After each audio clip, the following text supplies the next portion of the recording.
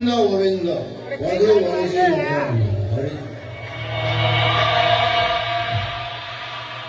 जेबे संसार हबु पारि नीति हरिबु पर ना पर नारी को कोणे धरी निज स्त्री को दबु फेपा गोविंद गोविंद गोविंद वधु वंशी मकर हरि बोल हरि बोल हरि मीरा की हरि बोल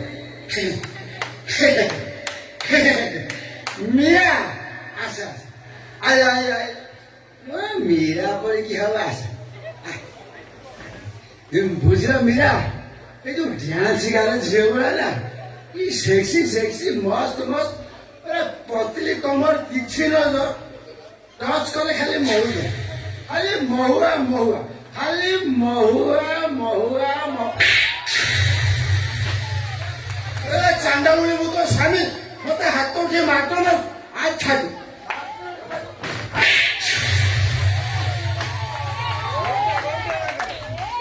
जनहलर बेसी मन स्थिरता थाई पारे हेले काम करे मधु मानकर स्थिरता नाही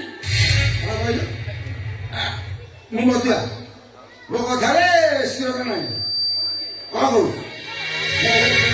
तमे कोन मुंड छी शपथ करथिलो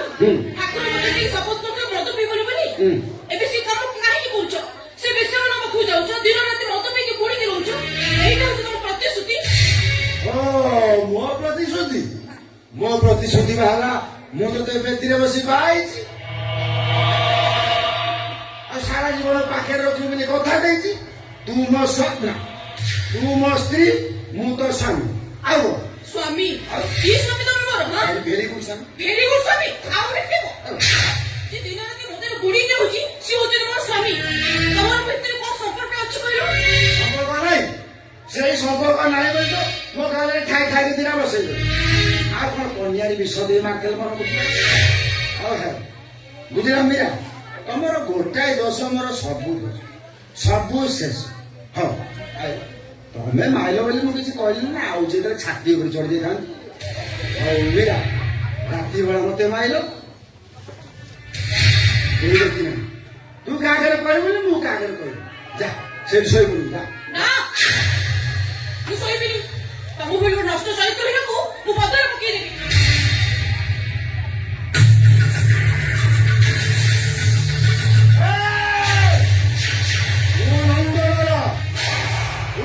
हरि हरि बेकर तुलसी माँ गोबर मथुरा चले मोरी ये मते विरोध कला हरि देवी तार ठिया धेंगिया धेंगिया धेंगिया कटे थे थे थे थे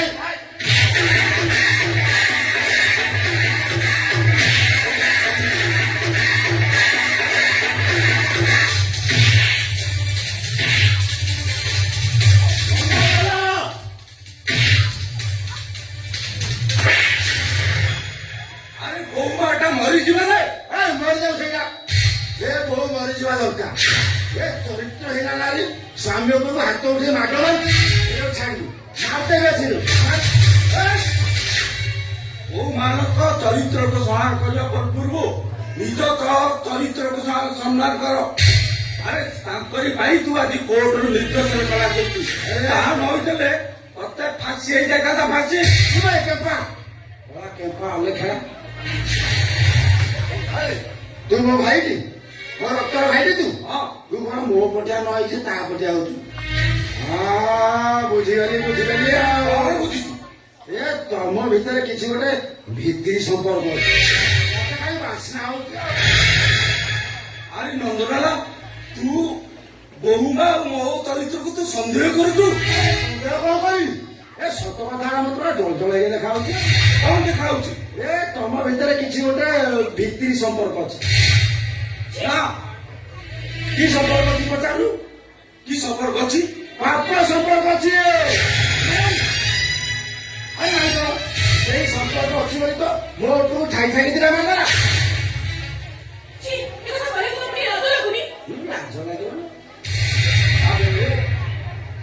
तू बहुमा को चरित्र तो सन्देह करना अरे तू हूँ गोटे ब्राह्मण समाज तू गोटे कलंक मु कलंक हाँ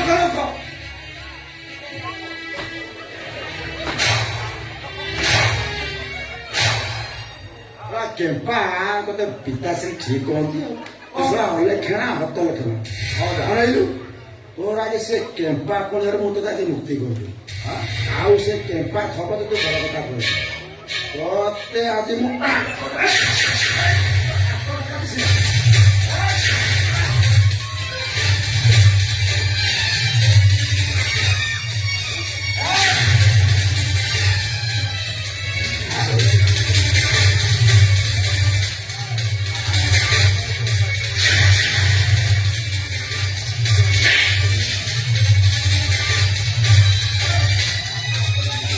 କେମ୍ପା ଆଜି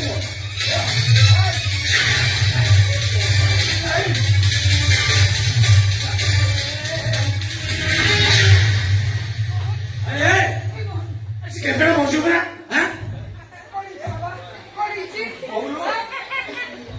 କଣ କହୁଛୁ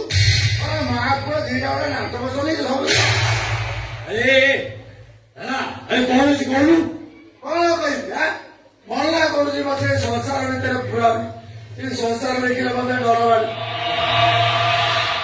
କୌଣସି କେମ୍ପାଟାକୁ ବାହାଘର କରିଦିଅ କହିଲେ କଣ ନା କେମ୍ପାଟାକୁ ଝିଅ ମିଳିବେନି ତୁ ବାହା ହେଇକର ଏ କେମ୍ପାଟା ବାହା ହେଇଥିଲେ ଆଣ୍ଠେଇ ପିଠେଇ କାମ ଚଳିବ ଗୋଟେ ଖେଣ୍ଟାଇ ନାଗର କାହିଁ ମୋ ବେକରେ ଛନ୍ଦେଇ ପ୍ରତି ମୁହୂର୍ତ୍ତରେ ମତେ ଚୋଟ ମାରିଯାଉଛି ଘଟଣା କଣ ହେଇଛି ଖୋଲିକି କହ ପିତାଶ୍ରୀ ହଁ ମୋ ଭଳିଆ ସଂସ୍କାରୀ ପୁଅ କଥା କହିବାକୁ ତୁ ମୋର ସଂସ୍କାରୀ ମାନେ ତୁ ମୋ ପୁର ନନ୍ଦନ ନାଇଁ ତୁ କହ କହିବି ହଁ ପିତାଶ୍ରୀ ହୁଁ କହିଲେ କୂଳ କୁଟୁମ୍ବକୁ ଲାଜ ହଁ ନ କହିଲେ କୂଳ ଭାସିବ ମାନେ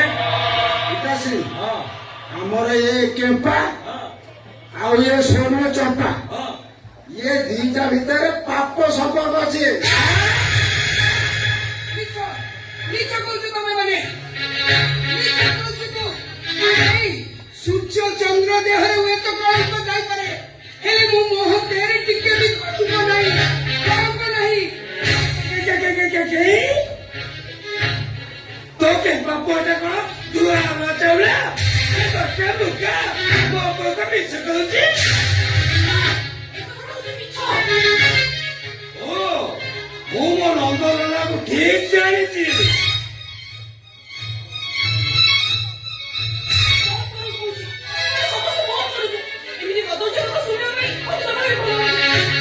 ଭଲ କାହିଁ ଲାଗିବ କେତେବେଳେ ନଣନ୍ଦେଇ ସାଙ୍ଗରେ ଥେଇ ଥେଇ କେତେବେଳେ ଦେଢ଼ଶୁର ସାଙ୍ଗରେ ଟିଙ୍ଗିନା ଦେଇ କେତେବେଳେ ଥେଇ ଥେଇ ପିତାଶ୍ରୀ ଯୋଉ ନାରୀ ପରପୁରୁଷ ସହିତ ସମ୍ପର୍କ ରଖେ ସେଭଳି ଚରିତ୍ରହୀନ ବେଶ୍ୟାତ୍ମ ଘର ରଖିବି ଆଜିରେ ଏଇଟା ବିପସ୍ତି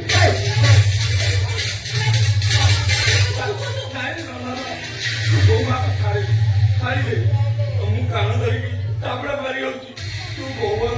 ଘରୁ ବାହାରି କରିଦେଲା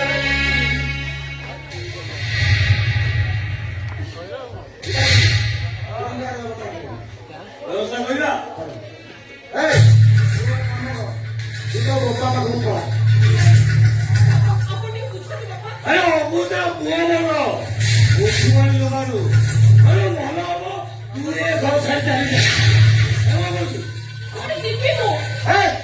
ଥରେ କାଲି ତୁ ତ ବୋପା ପାଖକୁ ପଳା ସେଇଠି ବୋପା ଝିଅ ମିଶିକି ଠିଆ ପାଲା ପଡୁ ଟିଙ୍ଗିନା ଦେଇ କେତେ କେତେ ଥେଇ ଥେଇ ଶୁଣ ଆଜ୍ଞା କଥାରେ କହିଲେ ହବନି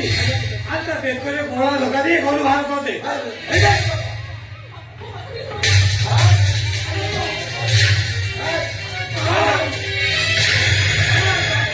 ଦିଟାକୁ ମିଶି ଆମକୁ କୋର୍ଟ କଚେରୀ ଦେଖେଇଲେ ସେ ଟଙ୍କା କଥା ପଡିକି ଆମର ସେ ବସ୍ ସବୁ ଚାଲିଗଲା ଭାଇ ତମ ମାନେ କଣ ମୁଣ୍ଡ ଖରାପ ହେଇଲାଣି କଣ ହଁ ମମ୍ମି ଭାଉଜକୁ ନେଇ ଭିତରକୁ ଯା ମମ୍ମି ଆଉ ତମେ ନେଇ ଭିତରକୁ ଯା ମୁଁ ମନା କରୁଛି ସେ ଅଲେଖିଲେ ଘର ରହିବନି ମୁଁ କହୁଛି ଭାଉଜ ଏବେ ରହିବେ ମମ୍ମି ତତେ କଣ କହିବି ଶୁଭିଲାନି ଭାଉଜକୁ ନେଇ ଭିତରକୁ ଯା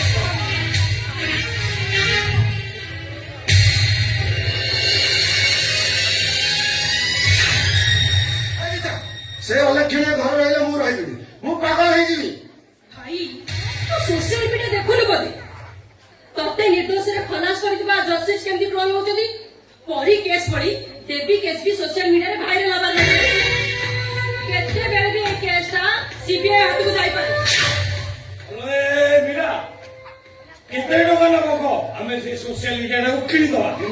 ବାପା ହଁ। ସୋସିଆଲ ମିଡିଆରେ କଣ ତମ ବ୍ୟକ୍ତିଗତ ସମ୍ପତ୍ତି ଆଉ? ଟଙ୍କା ଦେଇ ତାକୁ କିଣିଦବ। ଓହୋ। ଆଉ କଣ କଲେ କେସଟା ସମାଧାନ ହବ ଠିକ କହୁନୁ? ହଁ ପ୍ରଥମ ହେଲା ମୀରା ଭାଉଜ। ସିଏ ହଉଥିଲେ କେସର ମୁଖ। ତାଙ୍କ ମୁହଁ ଯେମିତି ସୋସିଆଲ ମିଡିଆ ଆଗରେ ନ ଖୋଲେ। ଆଉ ଦ୍ୱିତୀୟ କଥା ହେଲା ଦେବୀର ବାପା ମା ଚୈତା ସେମାନେ ଯେମିତି ସୁପ୍ରିମକୋର୍ଟକୁ ନ ଯାଅ। ଯଦି କେସଟା ସୁପ୍ରିମକୋର୍ଟକୁ ଚାଲିଯାଏ ତାହେଲେ ଭାଇ ଫାଶୀ ପାଇବାଟା ଫାଇନାଲ। ମୋ ଲାଲା ଦେହରେ ଟିକେ ଦାଗ ବି ଦେବିନି, ତା ଦେହରେ ଟିକେ ବି ଦାଗ ଲାଗିବନି। ଏ ଶଳା ଚୈତିକ ମୁହଁକୁ ସବୁଦିନ ପାଇଁ ବନ୍ଦ କରିଦେବେ। ତୁ ଭିଣେଇ ଭାଇ ଉପରେ ନଜର ରଖିଥା। ହଁ। ସେ ଚୈତା ଆମ ହାତକୁ ଫସାଇ ପାରିବେନି। ନନ୍ଦଲାର ଭାଗବତ କହିଲା କଣ କହିଲା? କହିଲା ନିଜକୁ ପଢିଲେ ପ୍ରମାଦ ଗୁରୁ ବ୍ରାହ୍ମଣ ଶିରଚ୍ଛେଦ। ସେ ହେଲା ଆମର ବହି। ଆମେ ତାକୁ ପୁରା ମୂଳଦୁଆ ମାରି ଓ ନନ୍ଦଲାର କୁଣ୍ଡରେ ହରି ହରି ଭିତରେ ତୁଳସୀ ମା।